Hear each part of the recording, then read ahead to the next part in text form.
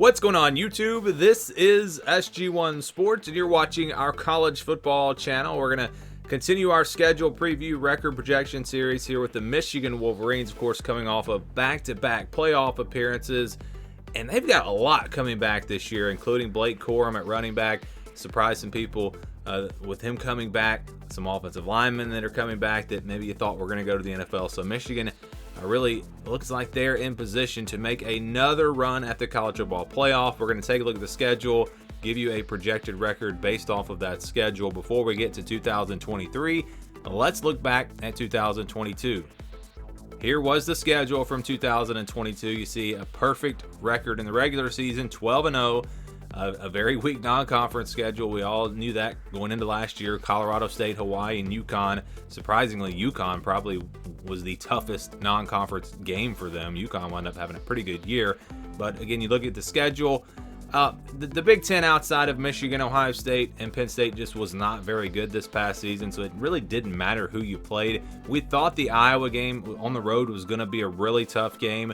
And it was a tough game. That's always a tough place to play, but Iowa was not a top 25 team. So you had them out of the West. And you also had Nebraska. We thought maybe they were going to be a tougher game. Illinois wound up being the toughest game out of the West, so it's interesting how UConn wound up being the toughest non-conference game. Illinois wound up being the toughest non-division game. And then you look at Ohio State on the road, thought that was going to be a tough one, but they were able to take care of business there. Really a schedule that wasn't all that tough, again, because the Big Ten West wasn't very good, and they just didn't have a very tough non-conference schedule. It's going to be pretty similar in 23. So here are the games outside of the division. They'll play East Carolina, UNLV, Bowling Green. Really, no challenges there in the non-conference. East Carolina was pretty good last year. I'm not so sure this year that they're going to be maybe quite as good. So, yeah, no real challenges there in the non-conference. You look at the non-divisional games. You've got on the road at Nebraska, on the road at Minnesota, and then Purdue. Purdue with a new head coach, not really sure. Not really expecting a whole lot from them, plus that's a home game. Minnesota on the road, probably not all that tough. Nebraska could be a tough game with Matt Rule taking over. Some veteran guys coming back. Maybe they turn the corner next year, and that turns out to be a really tough game. But overall, outside of their division games, really no games where you're going to say that Michigan really has a great shot at losing. And let's go week by week now. They'll start with East Carolina week 1, September the 2nd. And then it's UNLV on September the 9th. Bowling Green, September 16th. So they will start off with their three non-conference games. And again, pretty easy wins there, you figure. And then you go to September 23rd. They'll play Rutgers at home. Another game that Michigan should win. So they're going to start 4-0. Really no doubt about that unless something crazy happens. But then there's back-to-back road games with Nebraska and Minnesota. And they've got back-to-back road games actually twice on the schedule. Nebraska, Minnesota, and then later Penn State and Maryland. But yeah, Nebraska, Minnesota, pretty tough games on the road. Michigan should be favored in those games, but you never know. And, it wouldn't shock anyone, I think, if they were to slip up in maybe one of those games. But they should be able to take care of business, and they really should start off 6-0 going into the second half of the season. They will have Indiana next. It shouldn't be too tough of a test. And then, rivalry game at Michigan State. Last year it wasn't really close. Michigan State has been kind of a hard team to figure out. They were much better than we expected in 21. They were worse than we expected last year. It is a road game. It is a rivalry game, so that one could be a little tricky. Then they'll play Purdue after that. They'll get a bye week after Michigan State. So you get a bye week. You get a chance to rest up and all that before the stretch run here in the month of November. Purdue next, again, on November the 4th. That'll be a home game for Michigan. Purdue, I'm not expecting to be a great team next year. We'll see. Penn State after that on the road. That is going to be a tough test. And I'll tell you what, the toughest 3 games on the schedule might be the final 3 games, because Penn State obviously going to be that's going to be a tough game, a tough place to play. This is a team with a lot of preseason expectations. People are putting them in that top 10 for sure. Some even putting them in the top 5 or 6 in the way too early top 25s. This is a team that has a lot going for them. They were pretty young last year. They have a lot of talent, and like I said, tough place to play. So that's probably, honestly, the toughest game right there. Penn State on the road. But Maryland, I think, could be tricky as well. You're playing on the road at Penn State. Then you have Ohio State after Maryland. Of course, you don't want to look ahead to that game. And Maryland was a young team last year. We'll see if they are improved this season. They weren't horrible last year. Remember, they gave Ohio State a pretty good game at home. So, that's pretty rough for a schedule overall. It's not that tough to have back-to-back road games twice, Nebraska, Minnesota, and then Penn State, Maryland. They do have 5 road games in the conference. They'll have 4 games at home, 5 on the road. So it is a little bit of a tricky road schedule there. Some opportunities for maybe them to slip up, but then they'll close things out, of course, with Ohio State on November 25th. They'll be at home. I think they'll actually be favored this year. And they've won the last 2 years, but they won as underdogs. I think they probably are favored this year playing at home.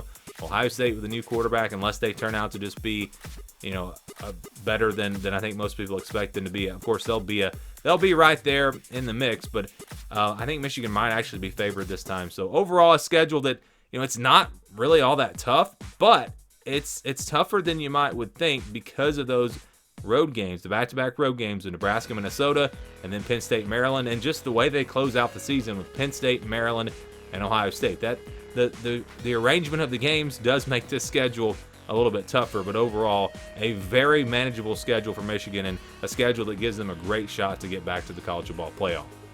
Here were some of the projections from last year. You see, of course, they were 12-0.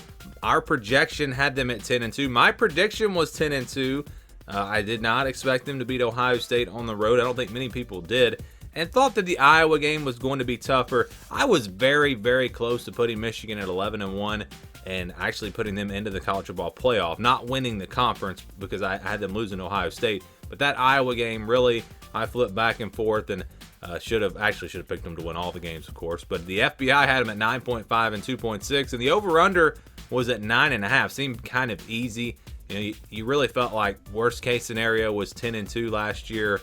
And it felt like 10-2, 11-1 was going to be the record. But again, they beat the expectations for 2 years in a row. They went 12-0 in the regular season. Of course, 13-0 if you add in the Big Ten championship game before a loss in the college football playoff. But a great run that Michigan is on these last couple of years, and we'll see if they can do it again in 2023.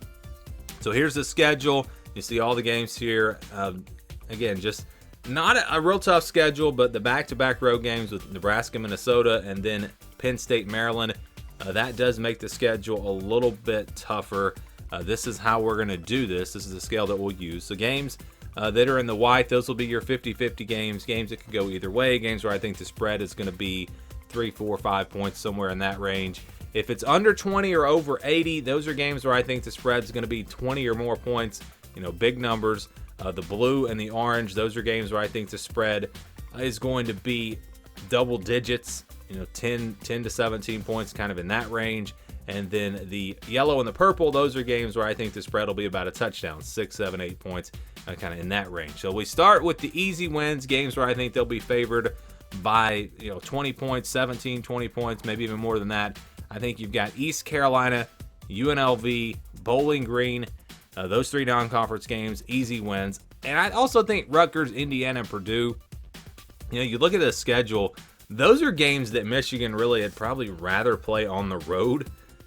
You'd rather have some bigger games at home. And in that way, the schedule, again, it's tougher than you might think. But Rutgers, Indiana, Purdue, all at home.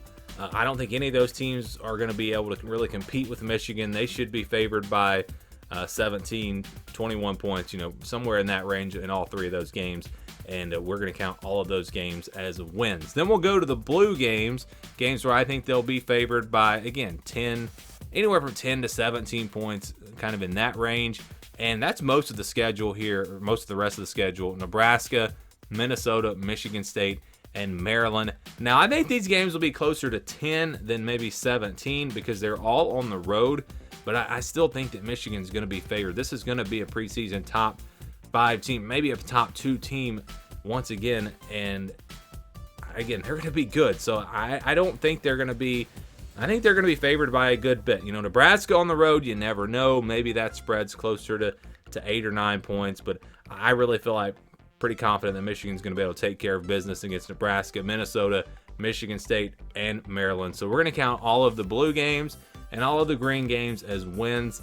and then we'll look at the rest of the schedule here. So you've got Purdue and Ohio State, and those games are actually going to stay in the white. So those games are going to be your 50-50 games. Looking at it right now, if I had to guess, I'd say Michigan will be about a field goal underdog on the road at Penn State, and they'll probably be about a field goal favorite at home against Ohio State. A lot of football to play. Obviously, we don't know how all the teams are going to play out, but those are, the two tough games. It feels like Michigan should be able to take care of business in the other 10 games. Now, you never know. Like I said, there's some road games here that could trip them up. Nebraska, Minnesota, Michigan State, Maryland. I think they'll be favored, like I said, by double digits in those games. But upsets happen in college football. So don't be shocked if Michigan were to get upset in one of those games. But I think it really comes down to Penn State, Ohio State. Those are the two games that are really the 50-50 games that could go either way. So what we do is we just split those games, we average them out, and that gives you a projected record of 11-1. So 11-1 for Michigan. If you wanted to put a couple of these other games in the purple, you want to say that Michigan will be only favored by about a touchdown against Michigan State and Nebraska, or Nebraska and Maryland, that would drop the projection to 10-2. So a schedule that really isn't all that tough. When you really look at some of these road games, it does make it a little bit tougher, and you could make an argument for a projection of 10-2, but I'm going to, again, keep those games in the blue. I think Michigan, because they're going to be a top 5 team this year once again, more than likely, I think they should be favored by a good bit. And again, that gives you a projected record of 11-1 for Michigan in 2023.